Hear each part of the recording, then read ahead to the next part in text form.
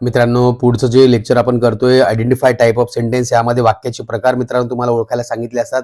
तर मित्रांनो, तुम्हाला मी सांगेल एखादं कोणतं वाक्य जर दिलं असेल त्याचे आयडेंटिफिकेशन कसे लक्षात घ्यायचे. पहा मित्रांनो, तुमच्या समोर मी तुम्हाला एक वेब चार्ट काढल्यासारखं काढतो. त्यामध्ये टाकतो तुम्हाला काइंड ऑफ सेंटेन्स. यामध्ये एकदम सगळ्यात सोप्या पद्धतीने तुम्हाला ओळखायचं आहे. मित्रांनो पहा, 3 प्रकारचे वाक्य आपण इथं लक्षात घ्यायचे आपल्याला.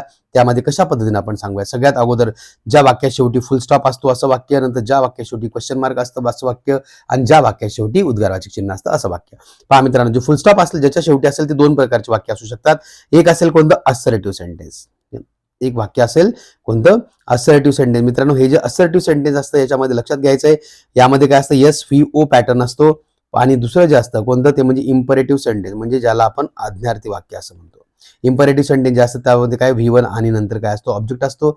जे पुढचा प्रकार आहे वाक्याचा तो म्हणजे कोणतं, ज्या वाक्यात शेवटी क्वेश्चन मार्क असतो त्याला काय म्हणतो आपण इंटेरोगेटिव्ह सेंटेन्स मित्रांनो त्याला म्हणायचं आहे. स्पेलिंग नीट लक्षात घ्या, परीक्षेत लिहिताना तशा पद्धतीने तुम्हाला स्पेलिंग दिलेलं असतं, त्यामुळे तुम्हाला काही काळजी करायची गरज नाहीये. नंतर सगळ्यात शेवटच्या प्रकारचं वाक्य असतं ते म्हणजे कोणतं, उद्गारवाचक चिन्ह ज्याच्या शेवटी असतं त्याला आपण काय म्हणतो, त्या वाक्याला आपण एक्सक्लामेटरी सेंटेन्स म्हणत असतो मित्रांनो.